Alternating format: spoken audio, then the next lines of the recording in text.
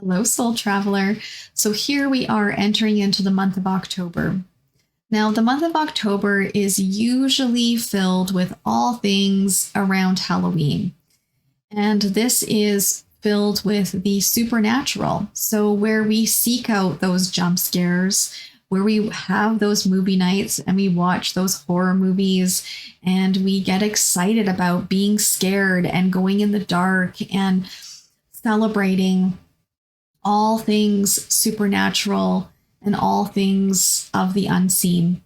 And we find joy in dressing up in costume and becoming someone else.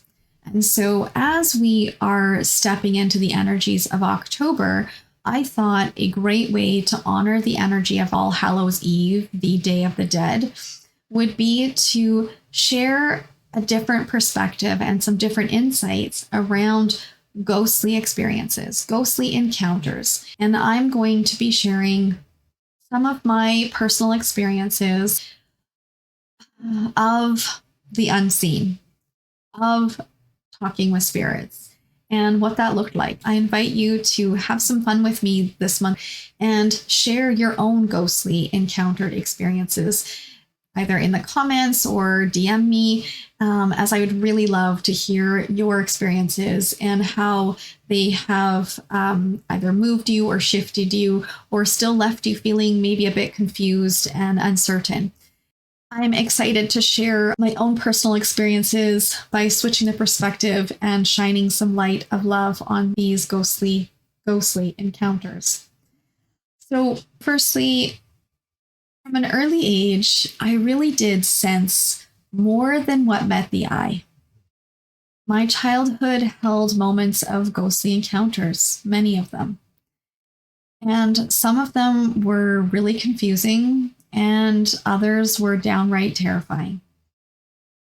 And yet, all of them, as I look back, really did plant the seeds to help me nurture and grow my intuitive abilities.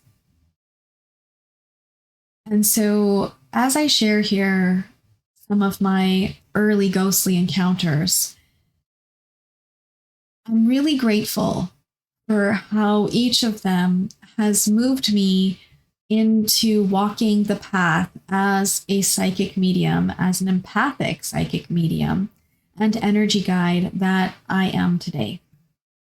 So, some of my early experiences, I actually don't even remember them. I only know of them because my mom has graciously shared some of them with me. And the earliest one that I recall her sharing was when we actually moved into, I was quite young. I believe I was only 2 or 3. And we had just moved into this house across from my aunt in a small town. And I guess it was owned by a couple, and the woman, her husband had passed away in the house. Now, as a young kid, I didn't know this. And I had started showing signs that I was really afraid. And so my mom said that I refused to go into my bedroom that they had designated for me. And I didn't even want to walk by the door. And so she had said that when she asked me why I didn't want to go into my room and why I was so afraid to even walk by the door, I had told her that there was a man standing there. And there was a man in the room. And my mom, of course, being my mom, she was like, "Oh, Teresa, it's okay. Don't worry." She was just trying to downplay and comfort me. And because she didn't see what I saw. And and even though she did her best to, downplay it and to comfort me, I still felt very afraid that there was this man standing there. And now, looking back at that, I don't remember that personally, but I can see how a young child seeing this strange man who, her parents or her family, her siblings and her parents don't see, would be very concerning. It would be very scary. And, you don't really understand as a young child who these people are. And even if you start to have conversations with them, you don't really know how to help them. And so fast forward a bit, like we ended up moving out of that house. And of course, we ended up moving into multiple different locations. And each one had something, more that had happened. And of course, each time, my mom did her best to comfort me. As I grew up a little bit, there I got to see them less and less, although I did still see them. It was more like I just sensed that they were there. I could hear them, I could feel them, and I would see them just kind of more out of the corner of my eye, or I would see them more in my mind's eye. And so it became a little bit more easier for me, I guess you could say, to kind of be in a space because there wasn't somebody specifically right in my face. But at the same time, in some capacity, that actually became a lot more difficult even to navigate because I could sense something, but I couldn't see it. So it became a little bit more different to explain. And so in several of the houses that we lived in, one particular one is coming to mind at the moment. And this was a small townhouse. We had just moved to Edmonton actually at the time. And I would absolutely loathe going into the basement. And it was like, now most people don't like going into the basements of houses or places or locations. They typically tend to be dark and dank and, just more dirty. They're unfinished usually. And, so most people just don't like to spend time in the basement. But this one was, for the most part, pretty finished. And there was a particular area in the back of the actual basement that was a lot darker than the rest of the place. And even though there was light in the house, in the basement, this one area just seemed to suck the light into it. And it always just felt darker there. And I hated going down the stairs. I always felt like there was somebody that was going to reach through and grab me through the stairs. I always felt like there was somebody watching me. And unfortunately, this is where my mom had put my sister and I's dollhouse and our toys down there. So this was our toy room. So we had to go down there if we wanted to play because we didn't have much room in our bedroom. And so this was where we had to go down. And I know there was a person there. There was a man there. And I just knew there was a man. And I was terrified. I was terrified to go in the basement. I was terrified to play down there. I was terrified to be there by myself. We did have a TV down there, and that was where we could watch, some movies down there if we wanted to. But of course, the couch was open back, so it wasn't against a wall, and you just always felt there was somebody looming over you. And I even remember having a birthday party there. It was my first sleepover, and the girls that had come over that night, we were all downstairs in the basement because, of course, there was not enough room for us to sleep upstairs. And we only had the one bathroom all the way up on the third floor for us. So we had to go all the way up all these flights of stairs to get to the bathroom.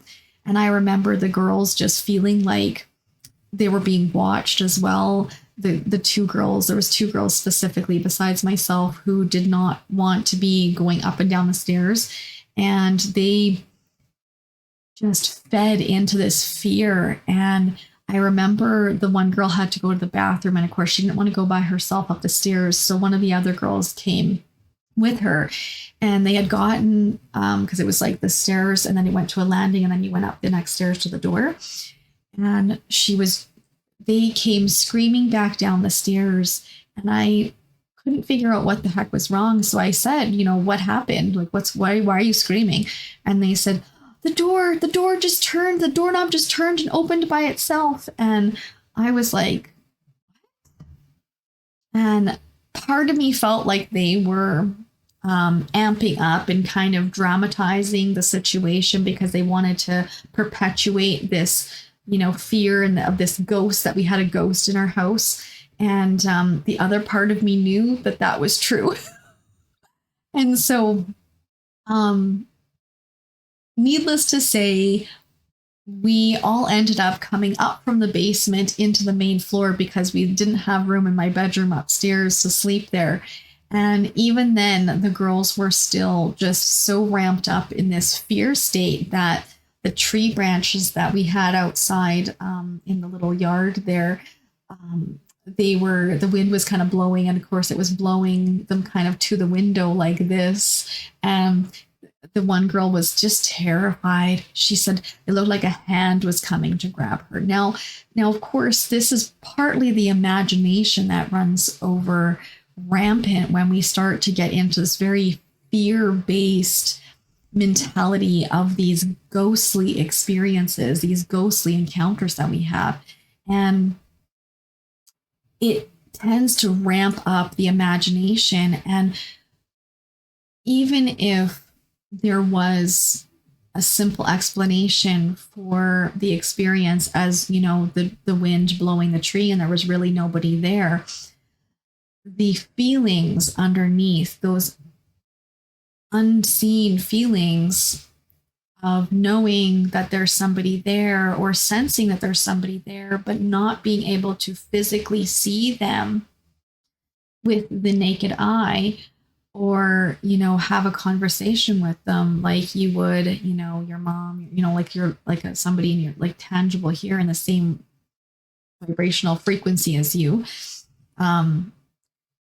It is easy to just really quickly go to a place of fear and amping that up and allowing the imagination to really run rampant and really play things up. And so even though I know there was somebody there, I knew there was somebody watching me, I didn't know how to help them.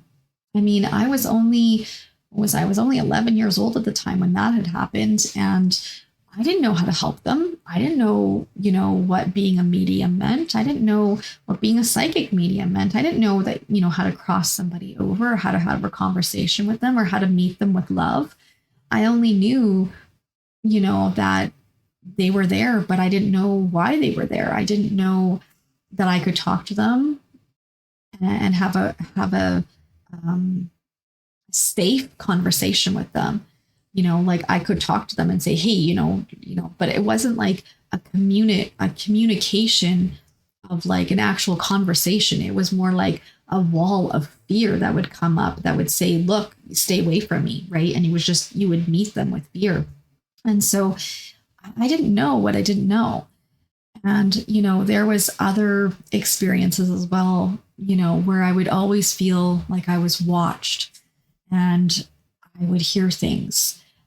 There was a time when my sister and I were playing hide and go seek, actually, and there was this little tiny cubby underneath my mom's bed frame. And my sister was so tiny. She was just this tiny little thing. We were both really tiny, actually.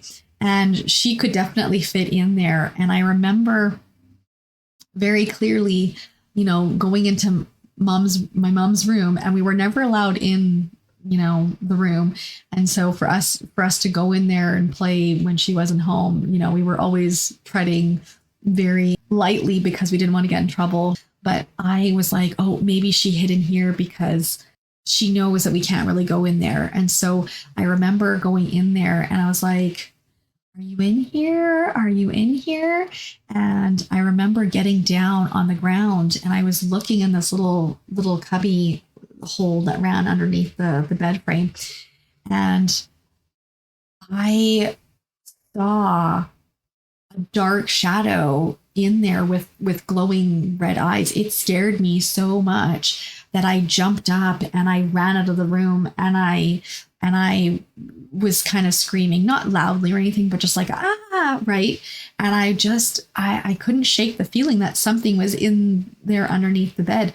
Now, to this day, I'm not exactly sure what it was, but when I kind of connected back in, when I was doing some healing around things, in my probably late 20s, early 30s.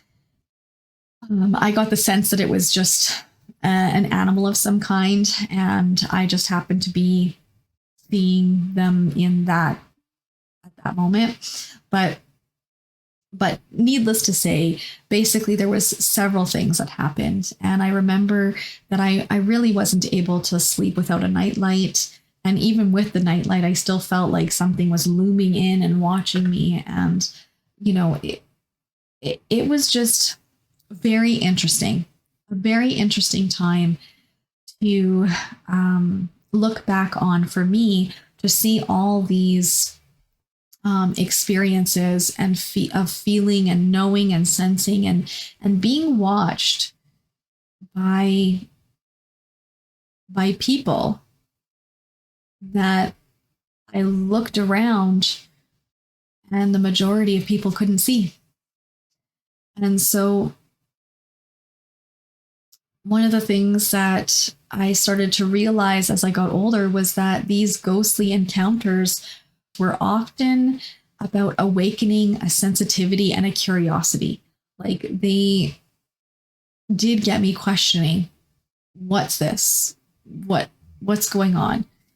And I started to understand that fear was really the main theme running through all these experiences, but it was the opening of love and meeting these experiences with love that started to unravel and allow the understanding and the abilities that I really had, that intuitive ability of being a psychic medium, to shine through.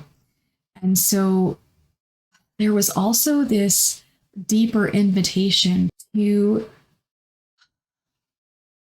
really look back at these childhood experiences of the unseen and reflecting on how they really started to define and shape who I was becoming. And so I invite you to share some of your own ghostly love stories in the comments, as I really would love to hear some of your own ghostly encounters as you yourself were moving through your own awakening and sensitivities of your abilities. And until our next video, here's to leading with love in all of our ghostly encounters.